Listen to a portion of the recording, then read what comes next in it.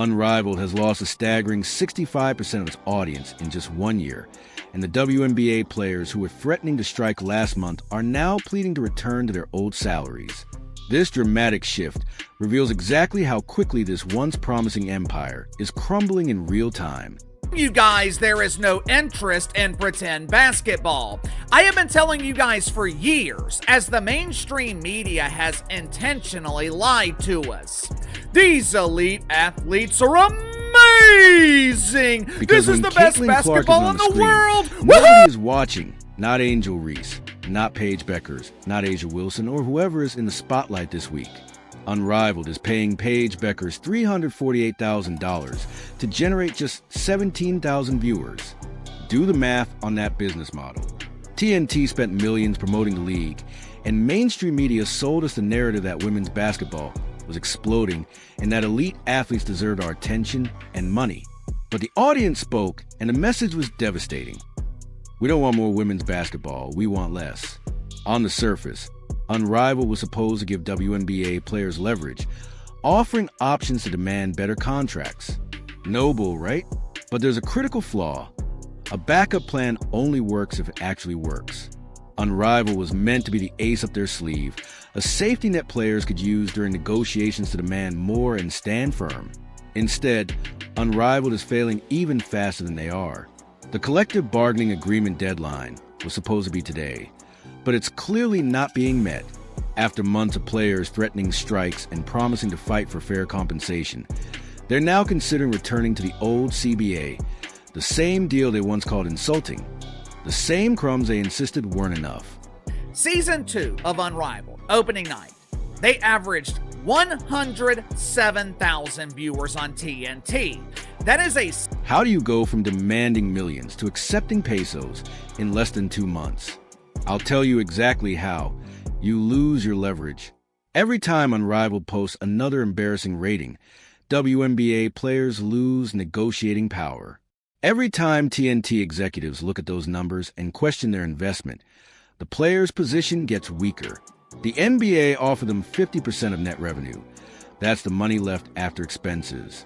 Sounds fair when you're a league that has been losing money for 30 years straight, right? But WNBA players rejected it. They want 30% of gross revenue. The total before expenses are subtracted. Under that proposal, the league would lose $700 million, more than they've lost in their entire 3-decade existence. Let me break down this insanity. The league is offering them $1 million contracts, literally what they originally asked for. But now they're so entitled, so stubborn, so convinced of their own worth that they'd rather play for their old salaries than accept what they demanded in the first place. Last time I checked, the electric company doesn't accept beliefs as payment, and your landlord doesn't care about your principles when rent is due. And here's the beautiful part. The market is doing exactly what it's supposed to do. It's telling us the truth.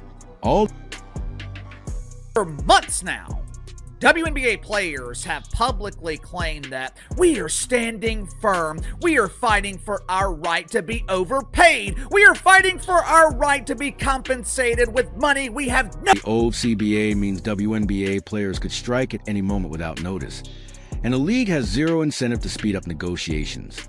Why would they? The product on the court already tarnishes their brand. Let these players show everyone how replaceable they are. Let them walk. See what happens. Here's what nobody's saying, but everyone's thinking. The only thing keeping the WNBA alive is NBA subsidies. Billionaire owners have been patient, investing millions into a league that generates nothing but losses, complaints, and problems. But patience has limits, and with Unrivaled proving there's no alternative market for these players, those limits are being tested. Nisa Collier can talk all she wants about sustainability.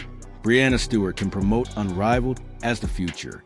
But when your opening night loses 65% of last year's already mediocre audience, the writing is on the wall. TNT can't keep throwing money at a product that can't draw flies to fresh garbage. The WNBA has one advantage over startup leagues: longevity. They've survived 30 years of losses because the NBA kept them afloat. But surviving isn't thriving. And now, with every alternative league failing, WNBA players should be grateful for what they have. Instead, they're demanding more from a system that's already giving them everything. Project Polson, or any other league that tries to launch, won't save them either. Investors keep making the same mistake. They think the product is good but undermarketed. They think with enough promotion and the right platform, women's basketball will find its audience. They're wrong. The audience has been offered this product repeatedly, and they rejected it every single time. Paige Beckers is the perfect example of fake stardom.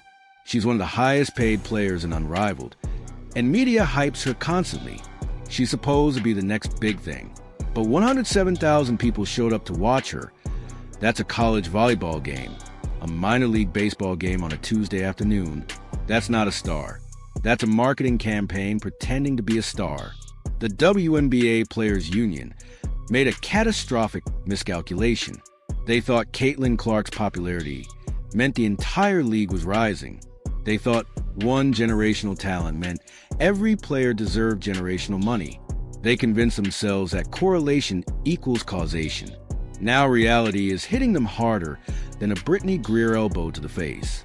If the 2026 season happens under the old CBA, watch how fast the narrative changes. The same players talking about solidarity will be the first ones taking individual deals. The same athletes demanding equity will realize equity means splitting pennies. When your beliefs don't pay the mortgage, beliefs get flexible real fast. And let's address the elephant in the room. The NBA doesn't need the WNBA. Not for publicity, not for social credit, not for anything. It's charity wearing the costume of a partnership. The moment it stops being worth the hassle, it ends.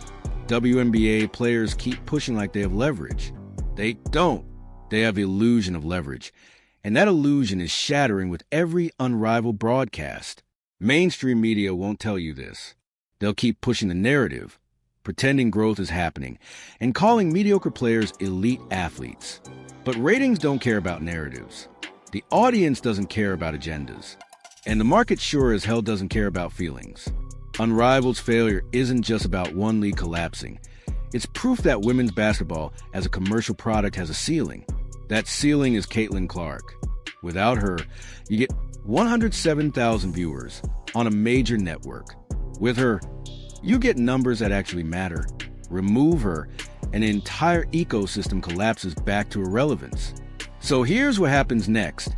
WNBA players accept something close to the old CBA, or they strike and get replaced. Unrivaled either shuts down after this season or limps along, burning investor money until someone pulls the plug.